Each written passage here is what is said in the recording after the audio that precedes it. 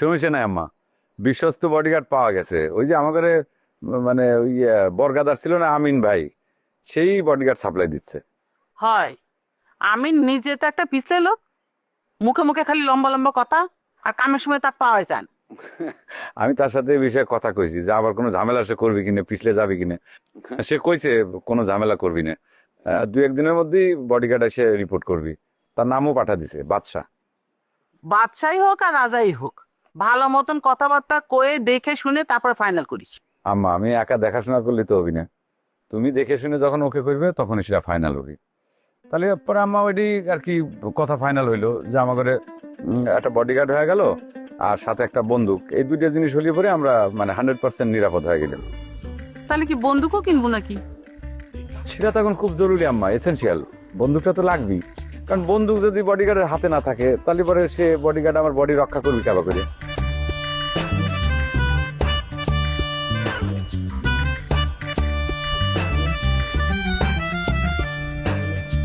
নিয়ম মাইনা কেউ চলে না, সুযোগ পাইলে কেউ ছাড়ে না। হেই, গোলমাল আর তাল বাহানা, তর্কে কেউই হারতে চায় না। আজব ঢঙ্গে চলছে সব দেখো না।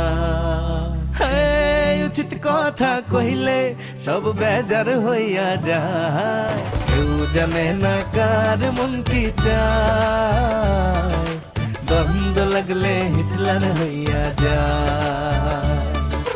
কেউ জানে না কার মন কি চায়, দ্বন্দ্ব লাগলে হিটলার হইয়া যায়।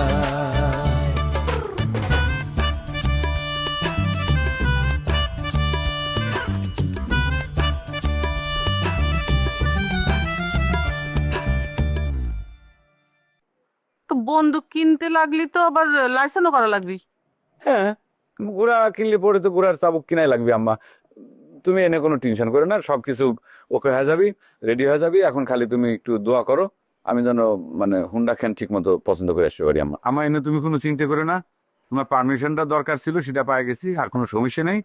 আর আপাতত যে কয়দিন বন্দুক আমরা হাতে না পাই, দরকার হলে পরে বডিগার্ডের হাতে শক্ত কোনো লাঠি, বাঁশের লাঠি টাঠি এগুলো দিয়ে চালানো বনে। তা আমি আসি আম্মা। শোনে, একা না যায় টগরে সাথে করে নিয়ে যা, কত যায় না, বিশ্বাসের নাতে আবার যদি কোনো ঝামেলা করে। আম্মা, তুমি এনে কোনো টেনশন করো না। আজকে যদি বিশ্বাসের নাতি কোনো রকম কোনো ঝামেলা করে, কোনো রকম কোনো আপত্তিকর কিছু ঘটানোর চেষ্টা করে, তালি পরে আমি থাপ্পড় মারিয়ে ওই বিশ্বাসের নাতির অজ্ঞান করে না দিই, তাহলে পরে আমার নাম গোলাপ সর্দার না। কথাটা মনে রাখো। খালি তোমার দোয়াটা দরকার, দোয়াটা ঠিক মতো করো। আর হচ্ছে হুন্ডা খান যেন পছন্দ হয়। আসি আমরা।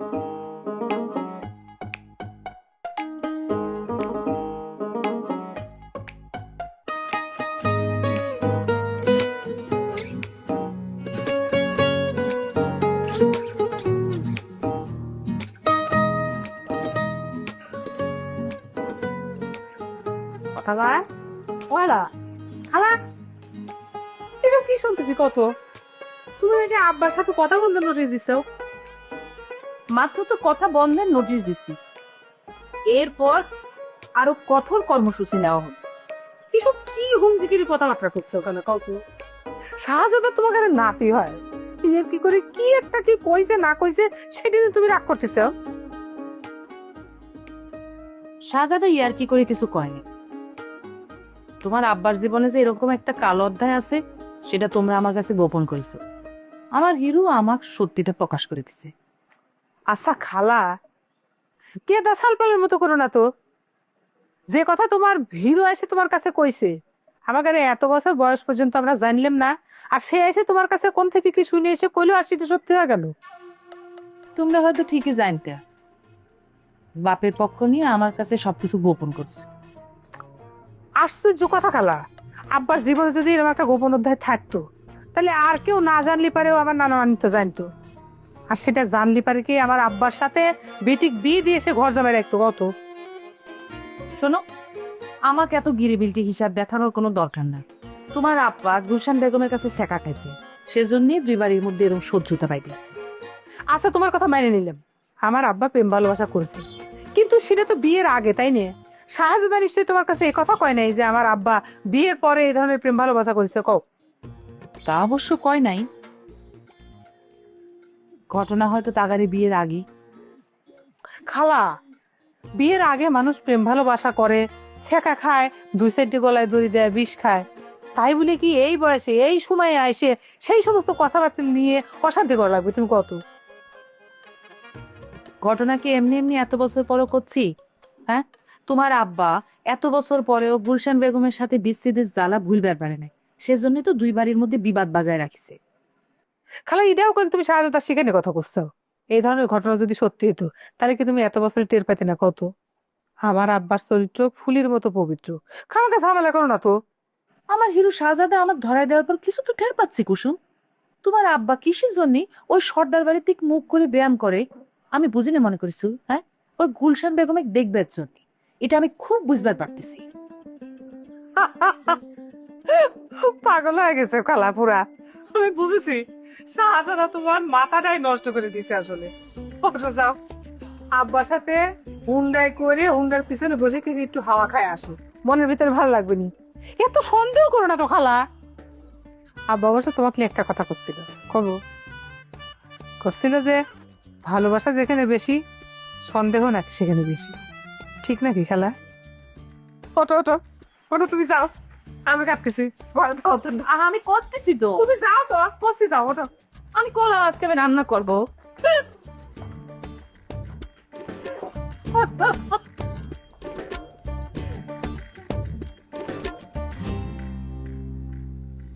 ওই বাটপার এক আমি জুইতে পিটা করব, আর তোর সাথে থাকা লাগবে। কার কথা করছো আপা? মতি ভাই? এই বাটপারে তুই আবার ভাই ডাকতিছু? আচ্ছা ঠিক আছে, ভাই কলুম না, কিন্তু তার তুই জুতো দিয়ে মারবি কিসের জন্য? সে কি তোর ক্ষতি করেছে কোনো? কি করেছে সে কথা তোর না জানলেও চলবে। এখন তো কি করছিস সেটা মন দিয়ে শোনিক। ওয়েক আমি ডাইকে আনবো, তারপরে আমরা দুইজনই মিলে ওয়েক জুইতে পিটা করবো আচ্ছা মতো। আমি কিসের জন্য একটা মানুষকে জুতা পিটা করতে যাব? সে কি আমার কোনো ক্ষতি করছে? আমি এসব কামের মধ্যে নাই। খামোখা একটা মানুষকে জুতো দিয়ে কিসের জন্য মারবো আপা, কত তুই? তুই কিন্তু ভালো করে জানিস জুতি, খামাখা আমি ওয়েক মাইবার চাচ্ছি নাই। ওয়েক যে কাজ করিছে ওয়েক জুতা পিটা করে প্রাপ্য। আমি তার জুতো দিয়ে পিটাতে পারবো না, আমি এসব কাজের মধ্যে নাই। জানতাম, আমি ঠিকই জানতাম তুই এই কথাই খুব মতি বিশেষ তোর ভাই হয় না, মতি ভাই। আচ্ছা ঠিক আছে, ওয়েক তোর মারা লাগবি না, কিন্তু একটা কাজ করে দেওয়াই লাগবে।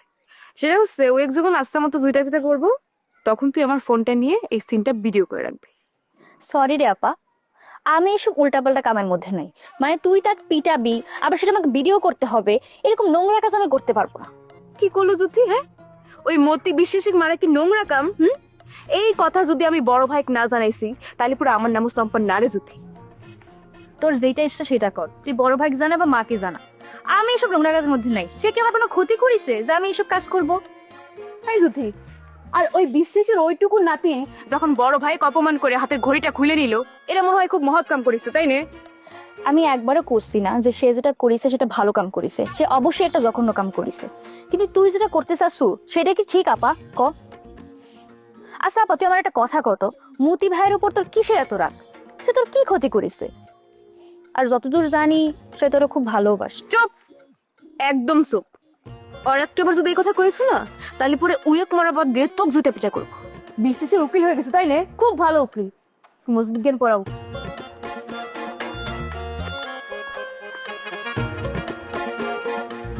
উচিত কথা কুলেই মিজাজ খারাপ হয়েছে।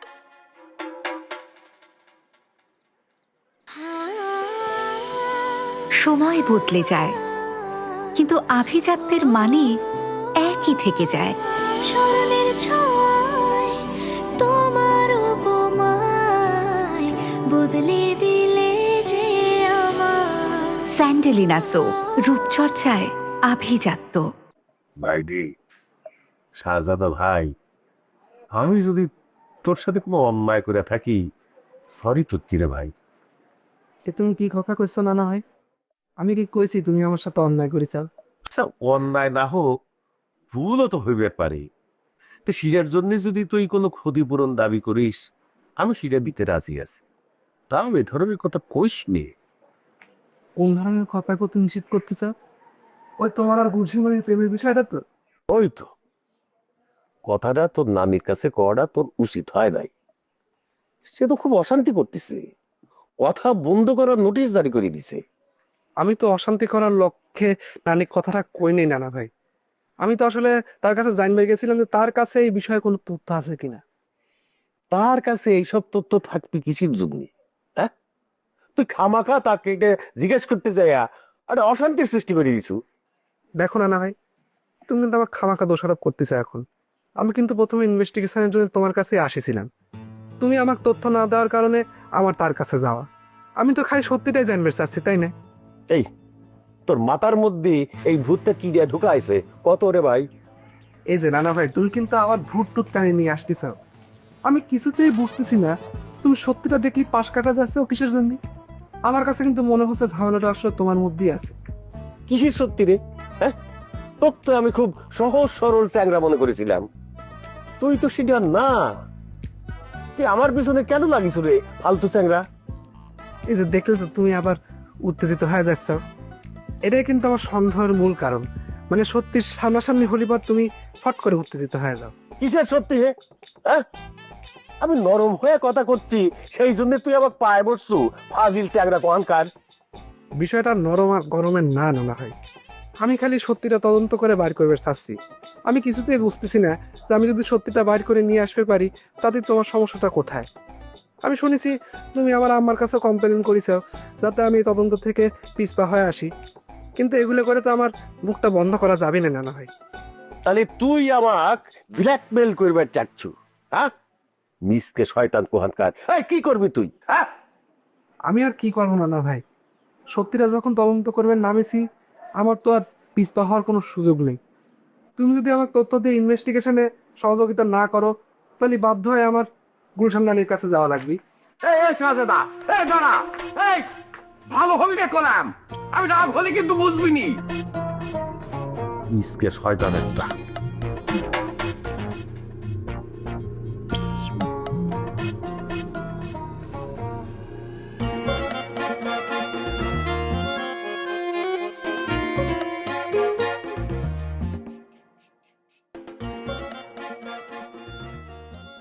এখন আসতেছে না কিসের জন্য? থাইলে গিয়ে আসতেছ বলবার।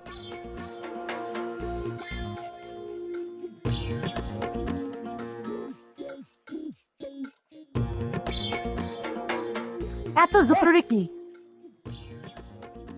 ডাকাডাকি শুরু করিস কিসের জন্য?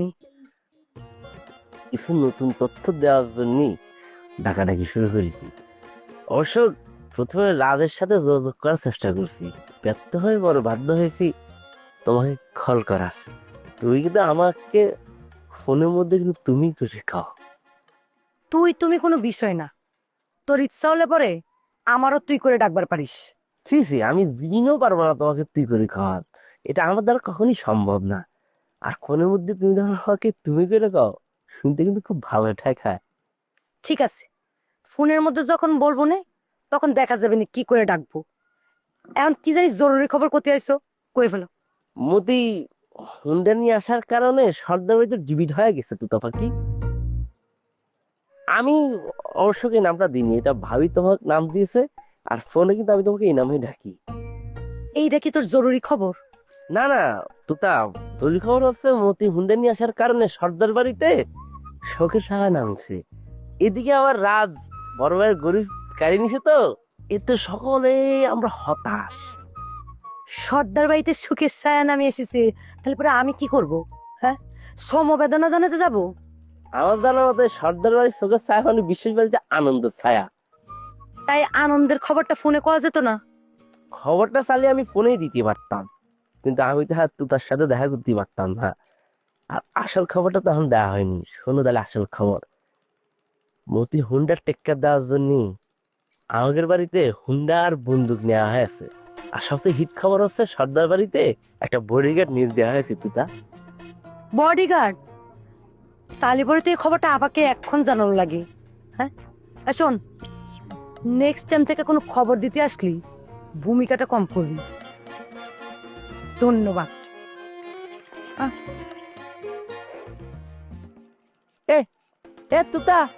তুতা ভাবি চলে রাখতো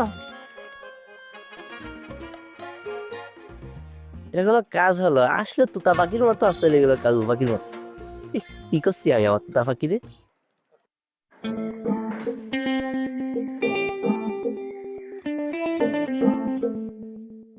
তোর বেটা তো আমার ভয়ঙ্কর কথা শোনায় গেল রে কুসুম।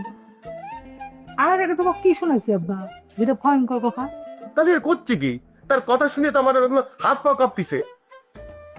আমার শাহজাদার মতো এরকম নরম সরম একটা সাওয়াল তোমার কি এমন কথা কইছে আব্বা, যেটা জন্য তোমার হাত পা কাঁপতিছে? কি কইছে সে? বিষ টিস খাওয়ার হুমকি দিছে নাকি? তোর বেটা নিজে বিষ খাওয়ার হুমকি দেয় না রে কুসু। যে কথা কয়ে সে হুমকি দিয়েছে, লজ্জায় তো মনে হয় আমার নিজেরই বিষ খাওয়া লাগবে। কি কথা কইছে আব্বা? কিসের জন্য তুমি এত ঘাবড়া যাচ্ছ? ইস্যুটা কি? ইস্যু তো সেই ওইটাই, আমি নাকি তার কাছে সত্যি গোপন করতেছি, সেই জন্য সে সত্য উদ্ঘাটন করার জন্য সর্দার বাড়িতে যাবে। কিভাবে তদন্ত কর্মকর্তা নিয়োগ করেছে? থাপ্পড় দিয়ে তদন্তকারী ছুটা দেবো আব্বা আমি। না রে মা, তার সাথে রাগ দেখাবে যাইস নে, তাতে হিতে বিপরীত হইবার পারে। এমনিতেই আমি যে কথাটা তোকে জানাইছি, সেই জন্য সে আমার উপর মাইন্ড করিস।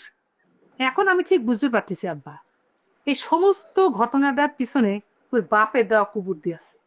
তাছাড়া আমার এত সহজ সরল ভালো ছাওয়ালটা কিসের জন্য এত বিয়ারা হয় যেন কত হঠাৎ করে? যেই পিছনে থাকুক রে কুসুম, আগে তাক বুঝায় শোনায় ঠান্ডা করার ব্যবস্থা কর। নালি পরে সে যদি হঠাৎ করে সর্দার বাড়ি যায় এই হটকারী কামটা করিয়ে বসে, তাহলে সর্বনাশ হয়ে যাবে। তুমি এত ভয় পাচ্ছ কিসের জন্য আব্বা?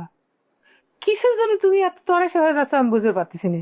তুমি যে ধরনের ভাব করতে চাও সেটা দেখে তো যে কোনো মানুষ মনে করবি যে শাহজাদা যেটা করছে সেই কথাটা সত্যি। অস্থির কি আমি সেই জন্য হচ্ছি?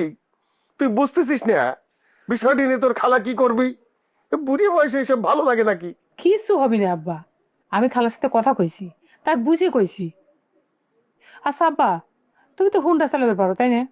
সে তো অনেক আগে একবার শিখেছিলাম, তো হোন্ডা চালানোর কথা জিজ্ঞেস করতেছিস কেন?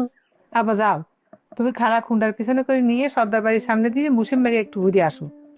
আমি অভিনয় করছি হুন্ডার ব্যবস্থা করে দিবে। কি কইস রে কুসুম, আমি কি পারবো? পারবে না কিসের জন্য আব্বা? মনে জোর রাখা লাগবে। আর তাছাড়া তুমি যদি ঘরের মধ্যে এরকম চুপচাপ বসে থাকো, মানুষের মনে করবে তুমি ভয় তাই গেছো, সেটা তো হবি দেওয়া যাবে না। যাও। ঠিক আছে।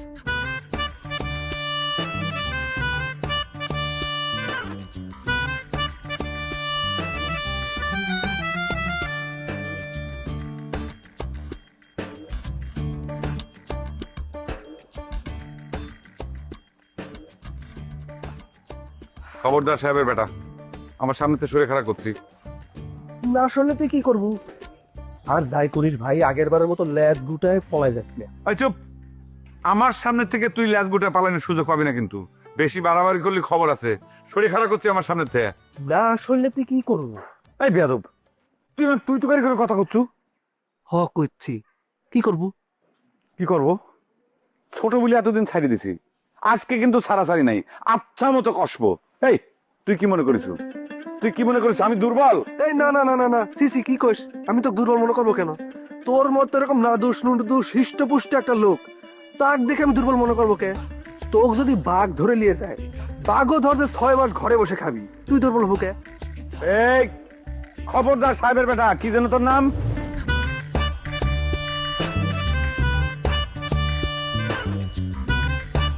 ঘড়ি তুই চিন্তাই করিছু, আপোষে এই ঘড়ি আমি তোর কাছ থেকে ফেরত নেবো না, তোকে উচিত শাস্তি দেবো। তারপর আপনার নাম পরিচয় কোনো কিছুই তো জানা হয়নি, আপনার নামটা কি জানবার পারি?